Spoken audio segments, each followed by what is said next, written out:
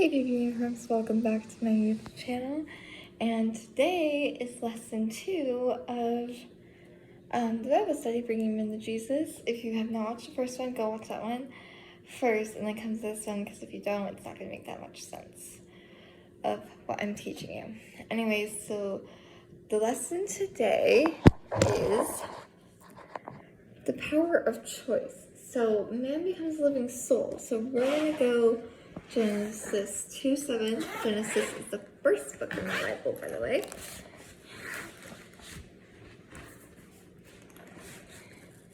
And after this lesson, we're going to learn all the books of the Bible. Anyway.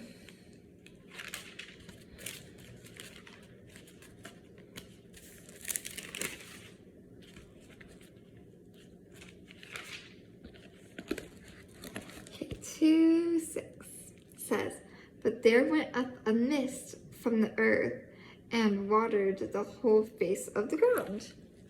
Oh, 2:7, sorry. "And the Lord God formed man of the dust of the ground and breathed into his nostrils the breath of life, and man became a living soul." Kind of how it says on here. And then it says body, soul, spirit. In Psalm 139:14 it says, "Fearfully and wonderfully made." Relationship with God. Genesis 2:25 says,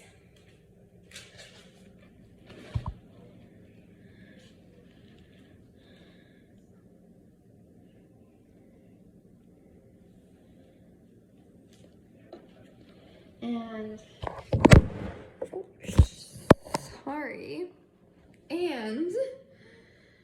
they were both naked, the man and his wife, and were not ashamed. And it says under that, Adam and Eve were created in innocence to worship and serve God, as he created us to worship and serve him. And then it says, "But the tree of knowledge and good and evil, thou shalt not eat of it." Genesis 2:17. So if we go to Genesis 2:17, it says, "But of the tree of knowledge and good and evil, thou shalt not eat of it. For in the day that thou eatest therefore, thou shalt surely die." But context to that is he said that you could eat of any tree in the garden except for the tree of knowledge, good and evil. And then it says the fall of man, Genesis 3:6. And it says in Genesis 3:6, "And when the woman saw that the tree was good for food, and that it was pleasant to the eyes, and a tree to be desired to make one wise, she took of the fruit therefore and did eat, and gave also unto her husband with her, and he did eat." So they disobeyed God. And then Romans 5:12 says, "By one man's sin entered into the world, and death by sin passed on all men." So sin is basically what we do, and it slaps God in the face because he gave us his commandments, and we sin literally every day, even without knowing it. There we go. Consequences. Coincidence. Oh my god. Consequence.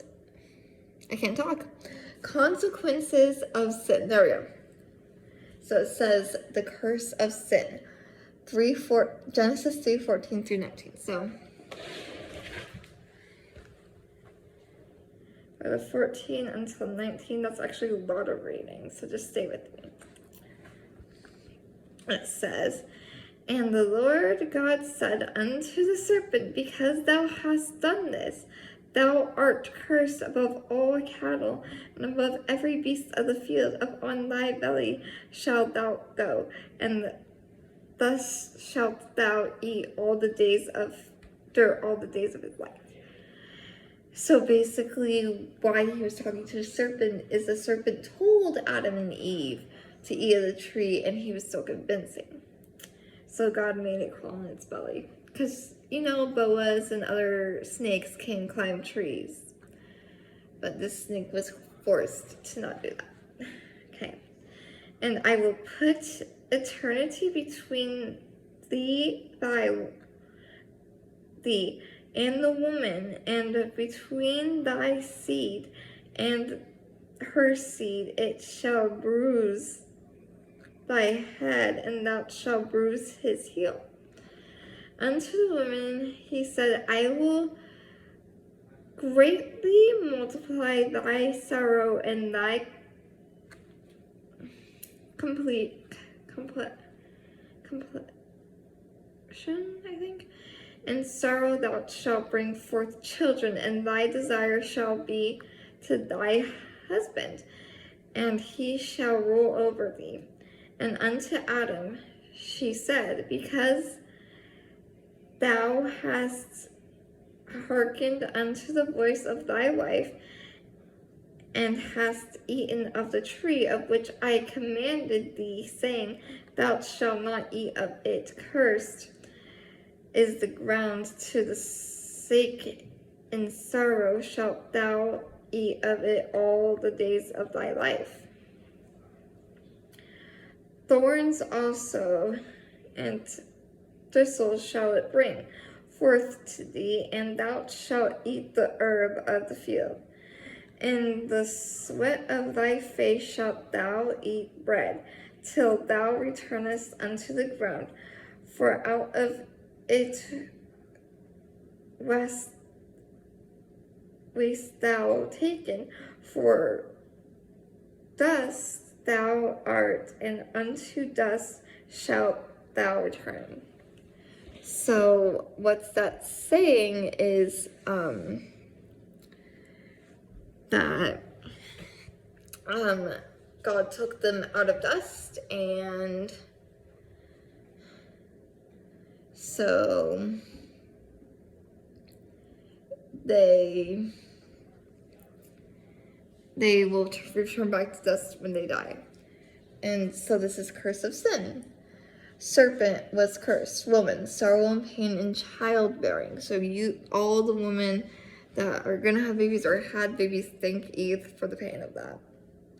Man must work in labor and ground, bring forth thorns and thistles, I don't know. And then the expectations. I think that's what it says. Expectations. Something like that. Genesis 3:24 says, so he drove out the man, and he placed at the east of the Garden of Eden cherubims and a flaming sword which turned every way to keep the way of the tree of life. It even says under that, so he drove out the man, and he placed at the east of Eden cherubims and a flaming sword which turned every way to keep the way of the tree of life. And it says God institutes blood sacrifices, makes coats of skin, Genesis 3:21. And then it says Messiah's promise, Genesis 3:15. So if we go to verse 15, again it says, and I will put eternity between thee and the woman, and between thy seed and her seed. It shall bruise thy head, and thou shalt bruise his heel. And seed of woman is childbirth. And then it says up here, Cain and Abel, Genesis 4:1-16. So we go to chapter 4 in Genesis, and 4 and go to 1:16. Sorry, guys. Hopefully that doesn't ruin your experience. I swear I'm not this bad at building out. Okay, so we're gonna read from 1 all the way to 16. So it says, and Adam knew Eve, his wife, and she conceived and bare Cain, and said, I have gotten a man from the Lord. And she again bare his brother Abel. And Abel was a keeper of sheep, but Cain was a tiller of the ground. And in process of time it came to pass that Cain brought of the fruit of the ground an offering unto the Lord. And Abel he also brought of the firstlings of his flock and of the fat thereof, and the Lord had respected unto Abel and to his offering. But unto Cain and to his offering he had not respected, and Cain was very wroth, and his countenance fell. And the Lord said unto Cain, Why art thou wroth, and why is thy countenance fallen? If thou does it well, shalt thou not be accepted.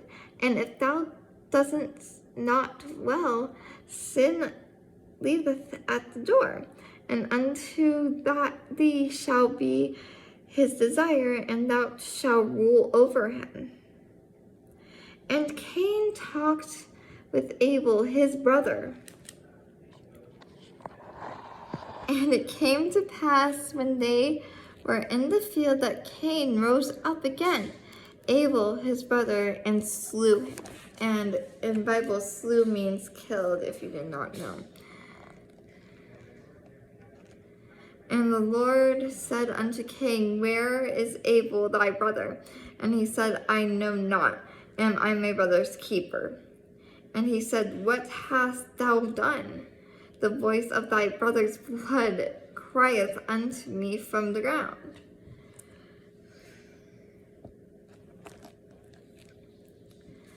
And now art thou cursed from the earth, which hath opened her mouth to receive thy brother's blood from thy hand when thou tillest the ground.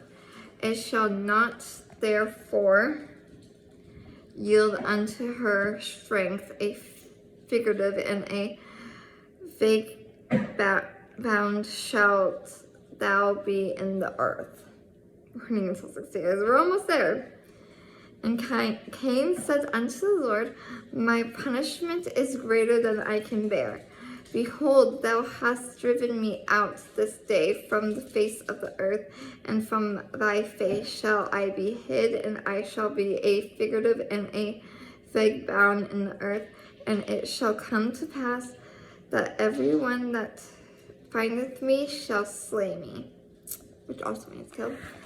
And the Lord said unto him, Therefore whosoever slayeth Cain, vengeance shall be taken on him sevenfold. And the Lord set a mark upon Cain, lest my finding him should kill him. And Cain went out from the presence of the Lord, and dwelt in the land of Nod on the east of Eden. Sorry, that was a lot of reading, but yes, the picture on the chart, let's turn attention back to that. The picture is Cain and Abel. That's Cain, that's Abel. Anyway, let's go to the next chart, which is faith and obedience. It says Noah found grace in Genesis 6:8. So let's go to 6:8.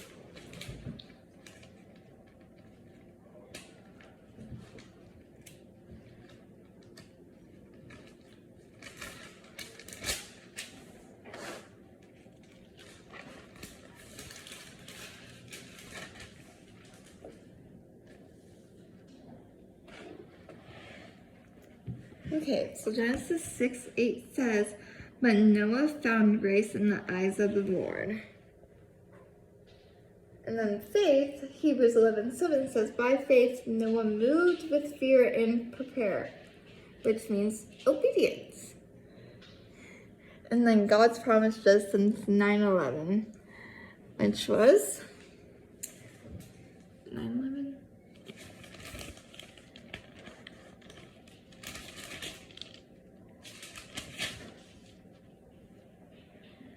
Which is, and I will abolish my covenant with you, neither shall all flesh be cut off any more by the waters of a flood, neither shall there any more be a flood to destroy the earth.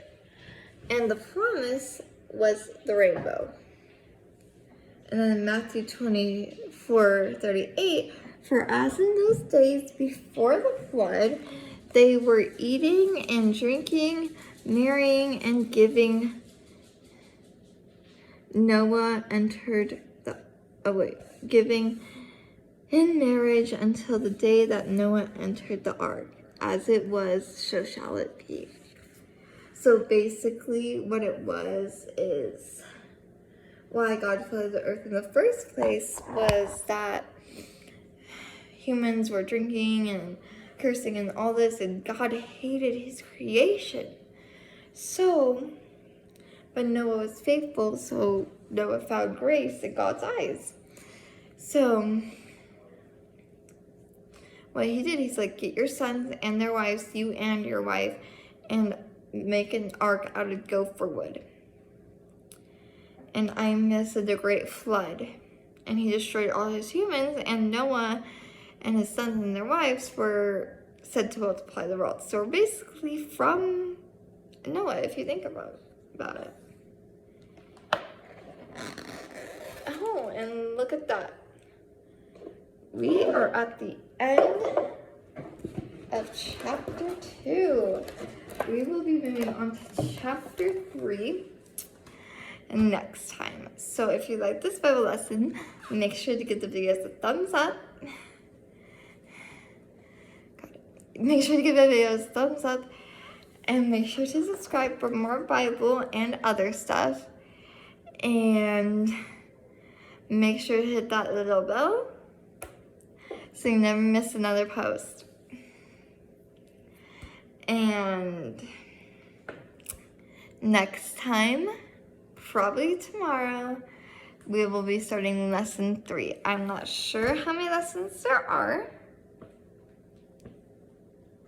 but there are some lessons, and then there's a backside to the lessons to each one. So I'll start the backside later. But for right now, I'm going to stop the video right here. I hope you guys enjoyed learning about the Bible with me. And I will see you next time. Have a nice rest of your day. And God bless.